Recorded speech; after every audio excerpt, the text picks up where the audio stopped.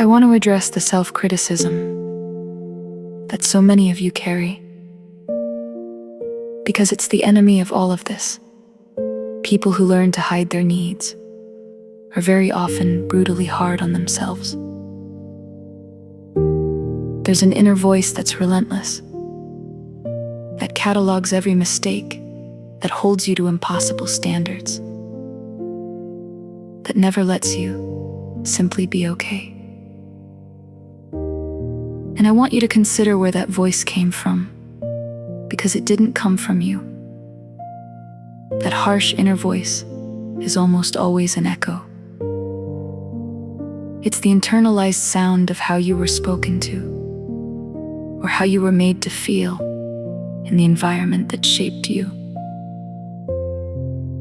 You took in the criticism, the impatience, the impossible standards, and you turned them into a voice in your own head. And now you do to yourself, automatically, what was once done to you. The cruelty became self-administered. Here is something I want you to really take in. You do not have to keep speaking to yourself in a voice that was never yours to begin with. That inner critic feels like the truth, feels like it's just being honest with you. But it's not honesty. It's an old recording, and you are allowed to turn down the volume on it. You're allowed to question it. You're allowed, when it tells you that you're not enough, to answer it with something gentler and truer. The way you speak to yourself in your most private moments is one of the most important relationships you will ever have, because it's the one relationship you can never leave. You are with yourself for life, and you get to decide, slowly, with practice, whether the company you keep inside your own head is the company of a critic or the company of a friend. So I want to invite you to begin speaking to yourself the way you would speak to someone you love. When you fail at something, instead of the familiar lash of criticism, try the thing you'd offer a dear friend. That's okay. You're learning. You're doing your best. This is hard. When you're hurting, instead of telling yourself to toughen up, try offering yourself the comfort you'd offer anyone else in pain. This will feel deeply unnatural at first, almost fake, almost silly. That's fine. It feels unnatural because it's new, not because it's wrong. Keep doing it anyway, because every time you choose tenderness towards yourself over criticism, you're not just feeling a little better in the moment. You're rebuilding, brick by brick, the foundation of worth and trust that should have been laid for you long ago, and that you now have the power to lay for yourself. You are worthy, and you can learn to trust yourself again. Not because someone tells you so, but because you will prove it to yourself. One small act of self-loyalty at a time. Learning to speak without guilt. Now we come to the part that many of you have been quietly dreading, because it's the part where the inner work meets the outer world. It's one thing to recognize your needs in the privacy of your own heart. It's another thing entirely to open your mouth and say them out loud to another person. And for those of you who learn to hide your needs to keep the peace, speaking your truth doesn't just feel uncomfortable. It can feel almost physically dangerous. Your whole body resists it. The words get stuck. The guilt floods in before you've even finished the sentence. And so, I want to spend this time with you, not pretending it's easy, but helping you understand the guilt so it loses some of its power over you. Let's start with the guilt itself, because it's the thing that stops most people.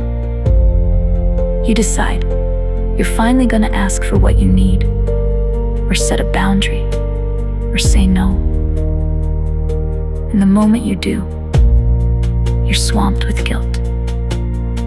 You feel selfish. You feel like a bad person. You feel like you've done something wrong, even though all you've done is express a perfectly reasonable human need. And because the guilt feels so much like a signal that you've done something wrong, you backtrack. You apologize. You take it back.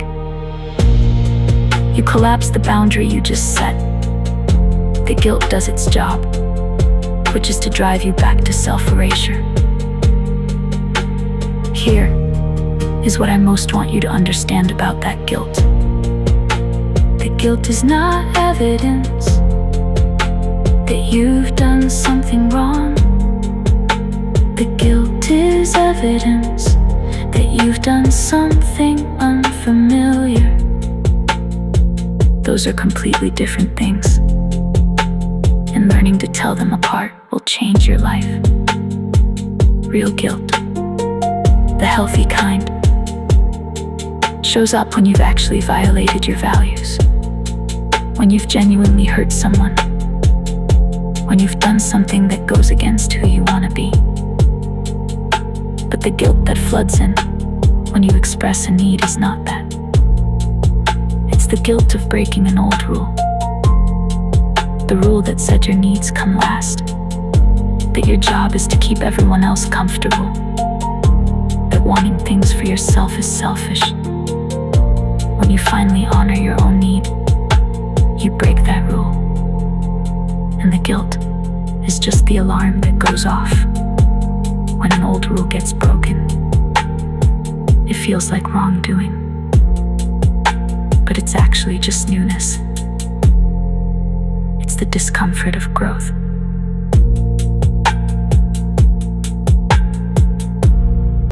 I want to give you a way to hold this in the moment when the guilt is rising and you're tempted to take it all back. When you feel that guilt, instead of treating it as a stop sign, try treating it as a sign that you're doing something brave. The guilt is not telling you to stop. It's telling you that you're stepping outside the cage you've lived in for so long. And the edges of that cage are tender from never being touched. The guilt will come. Let it come. Feel it. And stay the course anyway. Because every time you express a need and survive the guilt without collapsing, the guilt gets a little quieter. The next time, you're teaching your nervous system that the old rule no longer applies. You're showing yourself that you can have a need and feel the guilt and still hold your ground. And the world does not end. Now let me talk about the words themselves, because I think people imagine that speaking up has to be this dramatic confrontation, and it doesn't. You don't have to deliver a powerful speech. You don't have to be eloquent or fearless. You can shake while you do it. Your voice can waver. You can keep it small and simple. Often the most powerful boundaries are the quietest ones. I can't take that on right now.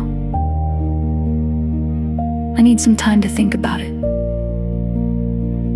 That doesn't work for me. I'm not able to do that. I need a little space tonight. None of these require you to justify yourself for paragraphs. None of them require you to apologize. They're just simple, honest statements of where you stand. And here's something important. You do not owe anyone a lengthy explanation for your needs. The compulsion to over-explain, to justify, to provide a detailed defense of why you're allowed to need what you need. That's the old pattern too. No is a complete sentence. That doesn't work for me. Needs no footnotes. The more you explain, the more you invite negotiation, and the more you communicate underneath your words that you're not quite sure you have the right to your own no. You do have the right. You don't have to argue for it. I want to prepare you for something, gently, because I never want to send you out into the world unready. When you start speaking your truth and honoring your needs, some people will push back. Not everyone. Many people will respond beautifully, far better than your fear predicts. But some people will not like it. The people who were comfortable with the version of you that asked for nothing may be unsettled by the version of you that has a voice. They may use guilt to try to pull you back into your old role. They may act hurt, or surprised, or even angry. And I want you to know in advance that this is not proof that you've done something wrong. It's proof that you're changing a dynamic that used to work in their favor. Of course, there's some friction when you stop playing a role you've played for years. That friction is not a sign to turn back. It's a sign that the change is real. And when that pushback comes, I want you to have something to hold on to. Their discomfort with your boundary is not more important than your need for the boundary. Read that again, slowly. Because it cuts against everything you were trained to believe. You were trained to believe that other people's comfort always outranks your needs. It does not a person's momentary displeasure. Adhering your no does not outweigh your right to say it. You are allowed to be the cause of someone's minor disappointment. You are allowed to let people have feelings about your boundaries without rushing in to fix those feelings.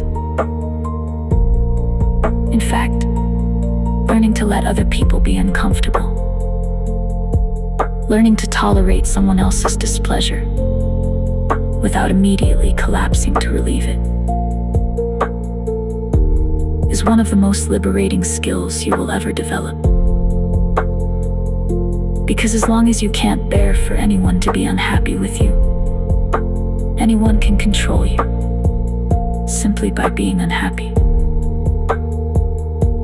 Your freedom begins the moment you can let someone be disappointed and remain standing in your truth anyway.